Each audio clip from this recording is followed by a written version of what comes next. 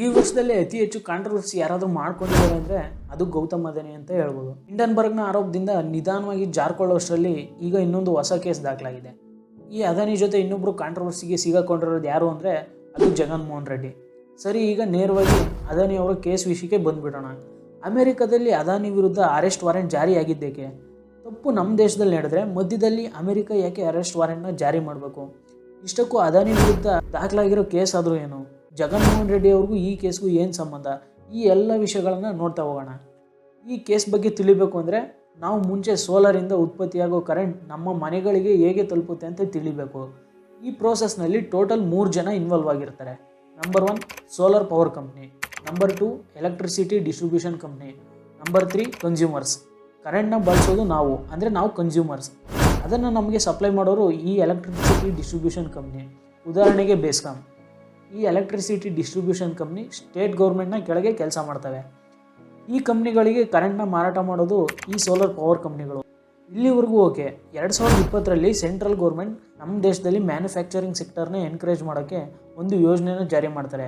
ಅದೇ PLI, ಅಂದರೆ production linked incentive scheme. ಇದರ ಉದ್ದೇಶ ಏನು ಅಂದರೆ, ಯಾರು ಇಂಡಿಯಾದಲ್ಲಿ ವಸ್ತುಗಳನ್ನು ಮ್ಯಾನುಫ್ಯಾಕ್ಚರ್ ಮಾಡ್ತಾರೋ ಅವರಿಗೆ ಸ್ವಲ್ಪ ಹಣನ ಇನ್ಸೆಂಟಿವ್ ರೂಪದಲ್ಲಿ ಕೊಡ್ತಾರೆ. ಈ ಸ್ಕೀಮ್ನಲ್ಲಿ ಮೊಬೈಲ್ಸ್, ಸೆಮಿಕಂಡಕ್ಟರ್ಸ್, ಸೋಲಾರ್ ಪ್ಯಾನೆಲ್ಸ್, ಇನ್ನೂ ಹಲವು ವಸ್ತುಗಳು ಈ ಸ್ಕೀಮ್ ಕೆಳಗೆ ಬರುತ್ತೆ.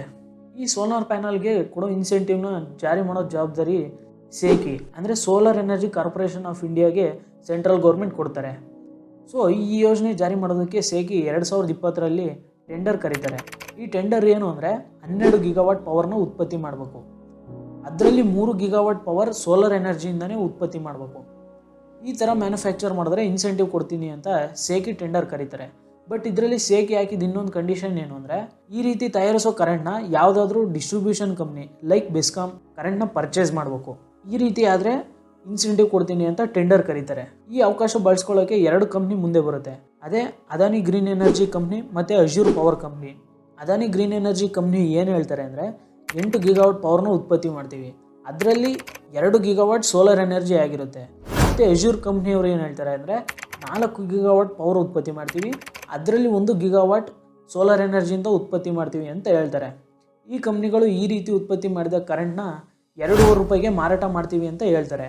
ಆದರೆ ಈ ರೇಟ್ ತುಂಬಾ ಜಾಸ್ತಿ ಆದ ಕಾರಣ ಯಾವ ಡಿಸ್ಟ್ರಿಬ್ಯೂಷನ್ ಕಂಪ್ನಿಗಳು ಇದನ್ನು ತಗೊಳ್ಳೋಕ್ಕೆ ಮುಂದೆ ಬರೋಲ್ಲ. ಈ $2.5ಗಿಂತ ಕಡಿಮೆ ಬೆಲೆ ಕರೆಂಟ್ ಮಾರಿದ್ರೆ ಈ ಕಂಪ್ನಿಗಳಿಗೆ ನಷ್ಟ, ಮತ್ತು ಈ ಕಾಂಟ್ರಾಕ್ಟ್ನ ಬಿಡೋಕ್ಕಾಗಲ್ಲ. ಯಾಕೆಂದರೆ ಇದು ಒಳ್ಳೆ ಕಾಂಟ್ರಾಕ್ಟ್ ಅಂತ ಅವ್ರು ಭಾವಿಸಿರ್ತಾರೆ.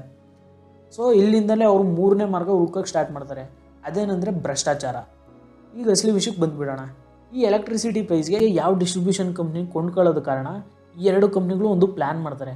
ಅದೇನೆಂದರೆ, ಡಿಸ್ಟ್ರಿಬ್ಯೂಷನ್ ಕಂಪ್ನಿಗಳು ಹೆಂಗಿದ್ರು ರಾಜ್ಯ ಸರ್ಕಾರದ ಕೆಳಗೆ ಬರ್ತವೆ. ಅದಕ್ಕೆ ರಾಜ್ಯ ರಾಜಕಾರಣಿಗಳಿಗೆ ಲಂಚ ಕೊಟ್ಟು ಕರೆಂಟ್ನ ಪರ್ಚೇಸ್ ಮಾಡೋ ರೀತಿ ಮಾಡಬೇಕು ಅಂತ ಇವರು ಅಂದ್ಕೊಂಡಂಗೆ ಲಂಚ ಕೊಟ್ಟು 5 ರಾಜ್ಯ ಸರ್ಕಾರಗಳಿಂದ ಕರೆಂಟ್ನ ಪರ್ಚೇಸ್ ಮಾಡೋ ರೀತಿ ಮಾಡ್ತಾರೆ. ಈ ರಾಜ್ಯ ಸರ್ಕಾರಗಳು ಸೇಕಿಯಿಂದ ಕರೆಂಟ್ನ ತಗೊಂಡ್ರೆ ನಿಮಗೆ ಲಂಚ ಕೊಡ್ತೀನಿ ಅಂತ ಹೇಳಿರ್ತಾರೆ. ಈ ಎಲ್ಲರಿಗೂ ಸೇರಿಸಿ ಒಟ್ಟು 2029 ಕೋಟಿ ಲಂಚ ಕೊಟ್ಟಿರ್ತಾರೆ.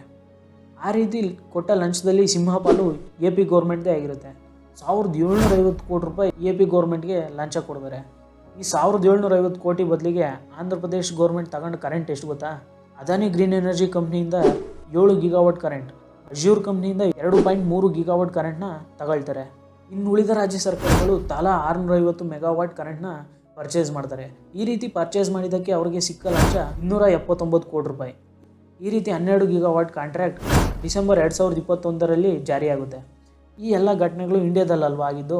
US ಈ ಕೇಸ್ ಯಾಕೆ ದಾಖಲಾಯಿತು? ಅದೇ ನಿಮ್ಮ ಡೌಟ್ ಇರ್ಬೋದಾ? ಹೇಗೆ ಅಂತ ಹೇಳ್ತೀನಿ ನೋಡಿ. ಅಮೆರಿಕ ಸ್ಟಾಕ್ ಮಾರ್ಕೆಟ್ನಲ್ಲಿ ಅಜ್ಯೂರ್ ಪವರ್ ಕಂಪ್ನಿ ಲಿಸ್ಟ್ ಆಗಿದೆ. Adani green energy company US stock ಮಾರ್ಕೆಟ್ನ ಇನ್ವೆಸ್ಟರ್ಸ್ ಕೈಲಿ ಹಣನ ಇನ್ವೆಸ್ಟ್ ಮಾಡಿಸ್ಕೊಂಡಿದೆ.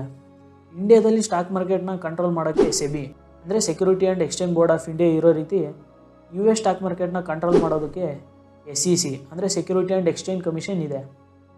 ಈ 2 ಕಂಪ್ನಿಗಳು US ಶೇರ್ ಮಾರ್ಕೆಟ್ಗೆ ಲಿಂಕ್ ಇರೋದ್ರಿಂದ SEC ಈ ವಿಷಯದ ಬಗ್ಗೆ ತನಿಖೆ ಮಾಡುತ್ತೆ. SEC ನ್ಯೂಯಾರ್ಕ್ ಕೋರ್ಟ್ನಲ್ಲಿ ಕೇಸ್ ರಿಜಿಸ್ಟರ್ ಮಾಡುತ್ತೆ. ಇಂಡಿಯಾದಲ್ಲಿ ನಡೆದ ಈ ಘಟನೆಗಳು ಅಮೆರಿಕಾಗೆ ಏನು ತೊಂದರೆ ಮಾಡುತ್ತೆ? ಈ ಅದಾನಿ ಗ್ರೀನ್ ಎನರ್ಜಿ ಕಂಪ್ನಿ ಮತ್ತು ಅಜ್ಯೂರ್ ಕಂಪ್ನಿ ಇಂಡಿಯಾದಲ್ಲಿ ನಮಗೆ ಕಾಂಟ್ರಾಕ್ಟ್ ಸಿಕ್ಕಿದೆ, ನಾವು ತುಂಬ ಪ್ರಾಮಾಣಿಕವಾಗಿ ಕೆಲಸ ಮಾಡ್ತೀವಿ ಅಂತ ಹೇಳಿ ಇನ್ವೆಸ್ಟರ್ಸ್ ಹತ್ರ ಹಣ ಹೂಡಿಕೆ ಮಾಡಿಸ್ಕೊಂಡಿರುತ್ತೆ.